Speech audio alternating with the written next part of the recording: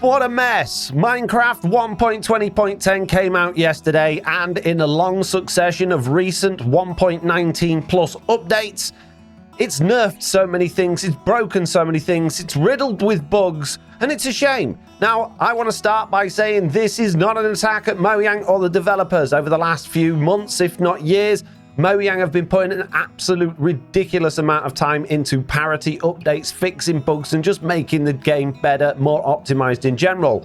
But with all of that work and focus going into those, there seems to have been very little focus on actually keeping things working that I use and people like me use, the customizers, the tweakers, the modifiers, the people that dig into the parts of the game that are experimental and create cool stuff like one player sleep and RTX packs and custom biomes.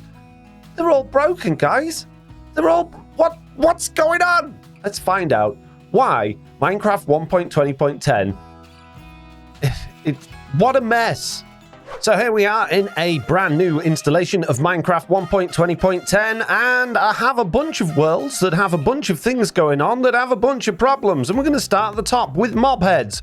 Mob heads is a popular add-on of mine. It's been downloaded 175,000 times, and when I open the game, I'm riddled with errors. It works fine. You know, I can grab any of these heads and do all of the things that I should be able to do with them. I can get them from the mobs and things like that, but it's just this wall of errors I got coming into the world that's the problem. This is ridiculous. And why is this here? This is because there was an oversight in the development process of 1.20. So the mob heads pack tweaks the vanilla entity files for certain mobs in order to get them to drop their heads when they die. And those mobs obviously now include the camel of the sniffer. And every single one of the Minecraft vanilla mobs in the game up until 1.20 was 100% editable. You could customize it however you wanted and put it into the game. However, the camel and the sniffer don't allow you to do that, which means you cannot have customized sniffers, customized camels, or get them to drop any loot, which is really frustrating. Now, this was mentioned in a changelog that this was going to be fixed for 1.20.10, but it hasn't been. What a mess! So in Minecraft 1.19, I spent a lot of hours creating and perfecting an offhand mob that allowed you to be able to put items into your offhand, not just any item, but all items, and then to be able to place them as well. And this worked perfectly. What it did, it would detect what item you had in your offhand, and if you went to place a block that couldn't be placed, it would then switch the offhand item out with the main hand item very, very temporarily, which would force the game to place the item that was in your offhand and then switch them back.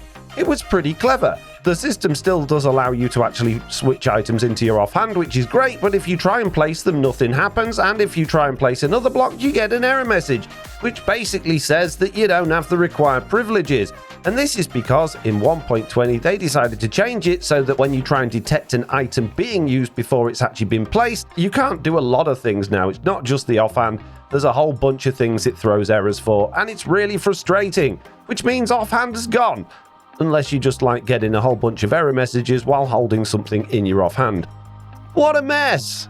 So a couple of days ago, I wanted to create a custom biome as part of a new add-on, and custom biomes are totally available. It's a thing. If you go to your game settings and scroll down to experiments, there is a whole experiment for custom biomes. And if you read the documentation over at learn.microsoft.com, it even tells you that you can add in your own new biomes and you can change existing biomes and all that sort of good stuff. I've even done it before in Minecraft 1.16, making a whole bunch of custom biomes and changing biomes that existed for the Truly Bedrock Season 3 server. But now they broke it. You see, you used to be able to take any old biome, like the one that's behind me, and say, right, I don't want that to be a hill, I want it to be an ocean, I want it to be nice and flat and ocean-like. And I've done that with the plains biome, and it looks like this.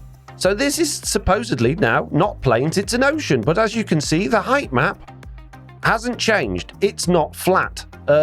It's just water. Lots and lots of water. So the ocean kind of works underneath the ground. You can see we've got lots of seagrass and lots of water, but it's not flat.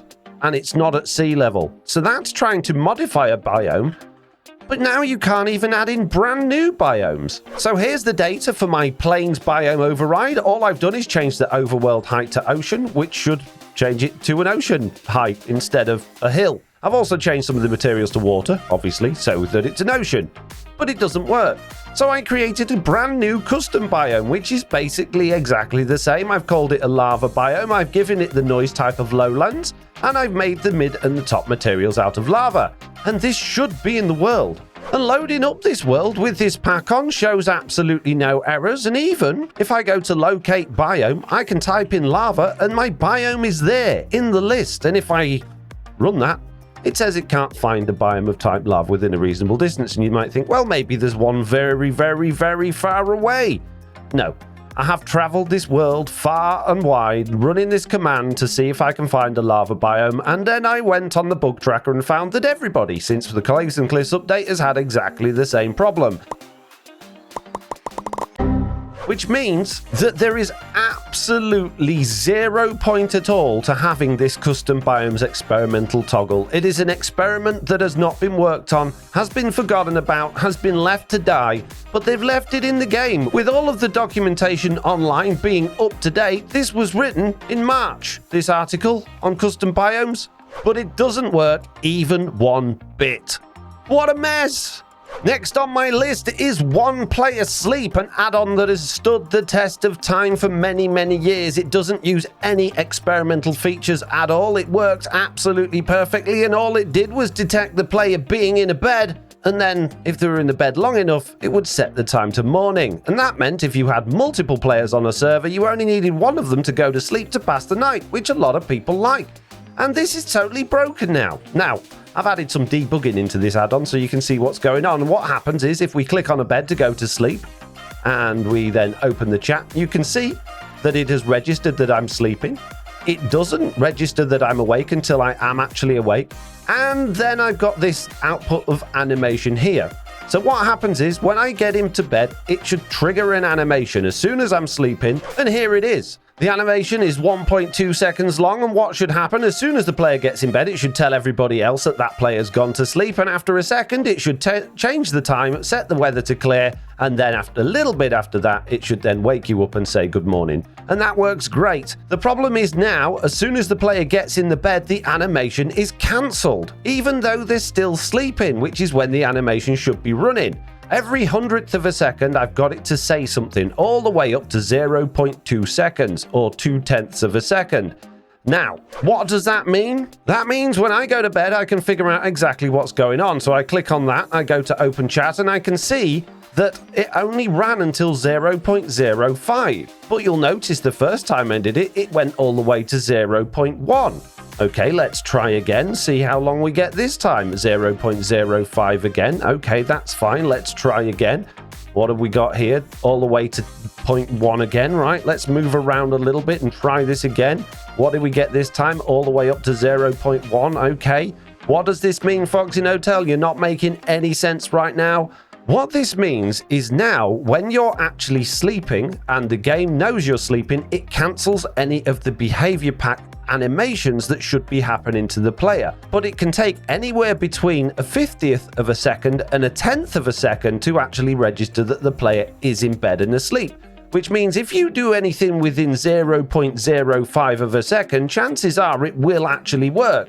But anything longer than that, it's hit or miss. And definitely anything longer than a 10th of a second or 0.1 of a second, it's not going to work at all, which means my one player sleep pack was totally broken and I had to rebuild it totally differently, which you can now download from FoxyNoTail.com. Oh, and while you're fiddling around going to the website and downloading things, why don't you hit that like button and consider subscribing for more episodes like this? Jeez, what a mess. What's next? The new experimental camera system. It's going to make things incredible for Mac makers, marketplace partners, and all those peeps. It's absolutely wonderful. I have set up a little diorama here that I'm using the camera function to pan around. My player's not actually following the camera. There's my player just standing around there. The camera's completely loose from them.